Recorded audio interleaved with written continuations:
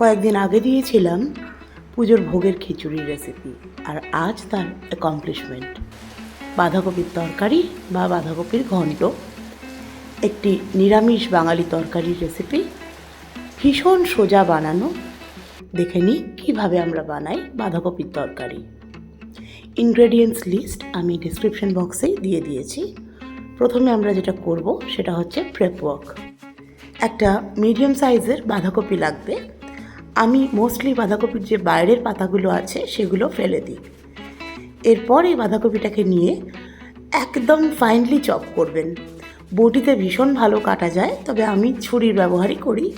আমার মা কিন্তু সবসময় বটি দিয়েই বাঁধাকপি কাটেন। আপনাদের যেটা সুবিধা সেটা ব্যবহার করবেন।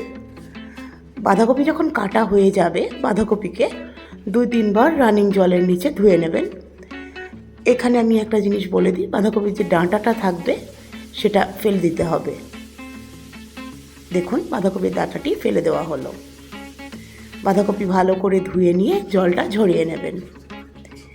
এরপরে আমরা নেব 4টে আলু।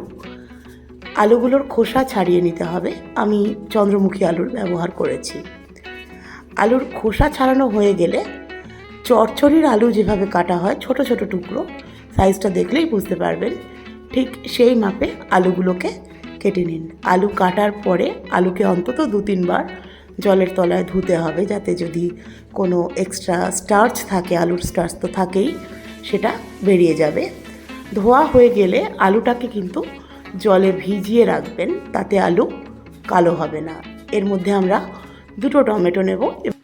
টমেটো রাফলি চপ করে নেবেন বা টমেটো বেটেও নিতে পারেন, তবে আমি কাটা টমেটোই প্রেফার করি।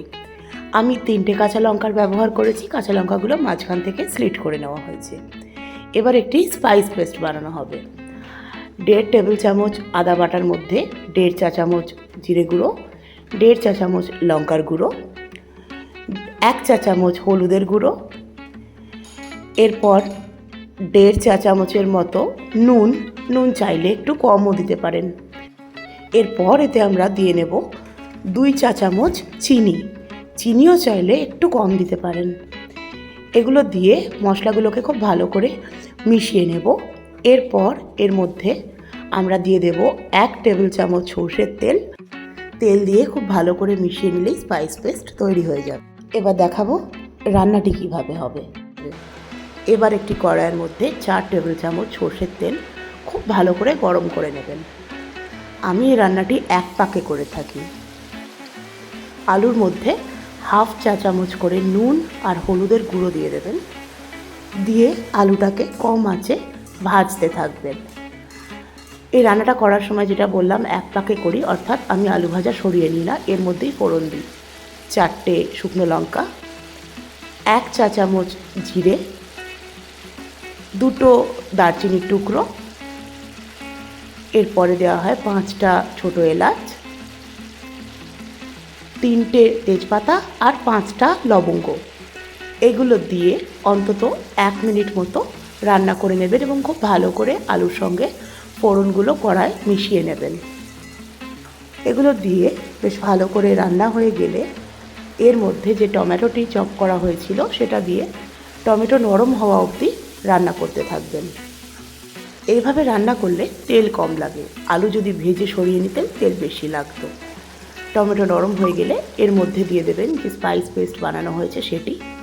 ওইটি দিয়ে আরও 2 মিনিট মতো কম আঁচে রান্না করা হবে।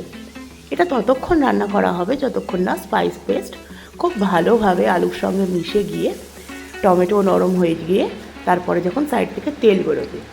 এরপর এর মধ্যে দিয়ে দেবেন মটরশুঁটি, সঙ্গে দেবেন কাঁচা লঙ্কা, আর এগুলো দিয়ে খুব ভালো করে মিশিয়ে 2 মিনিটের মতো রান্না করবেন।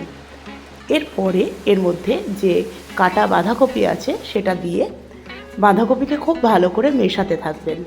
কড়াই ভরে যাবে, কিন্তু মেশালে পোড়ার কোনো চান্স থাকবে না, কারণ বাঁধাকপি খুব জল ছাড়ে। মিশে গেলে একটা ঢাকা দিয়ে কম আঁচে 5 মিনিটের মতো রান্না করবেন।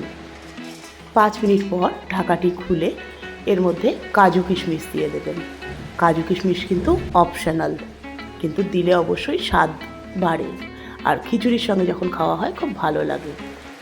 এই সময়ের মধ্যে কপি অনেকটাই ময়েশ্চার ছাড়বে। এরপর ঢাকা দিয়ে কম আছে 10 মিনিট রান্না করবেন, প্রয়োজনে মাঝে মাঝে একটু নাড়িয়ে দেবেন। বাঁধাকপির তরকারি করতে এক্সট্রা জল কিন্তু লাগে না, কপির জলে রান্না হয়ে যায়। রান্না হয়ে গেলে 1 চা চামচ বাঙালি গরম মশলা আর 1 টেবিল চামচ ঘি দিয়ে খুব ভালো করে একবার মিশিয়ে নেবেন। দেখুন বাঁধাকপি রান্না তো হয়েই গেছে এবং কড়াইতে আমরা ভরা বাঁধাকপি দিয়েছিলাম, কমে কমে কতটুকু হয়ে গেছে।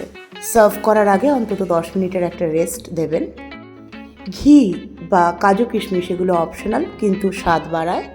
চিনি ফ্লেভারকে ব্যালেন্স করে, কাজেই এগুলো নিজেদের ইচ্ছা মতো ব্যবহার করবেন।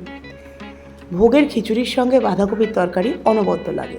এছাড়াও রুটি, লুচি, পরোটা সবের সঙ্গেই ভালো লাগে। জানাবেন রেসিপিটি কেমন লাগলো। আর আমি ফিরে আসবো আবার একটি নতুন রেসিপি নিয়ে দেবযানী রান্নাঘরে। আপনারা ভালো থাকবেন আর আমাকে জানাবেন আর কী রেসিপি আপনারা আমার কাছ থেকে দেখতে চান।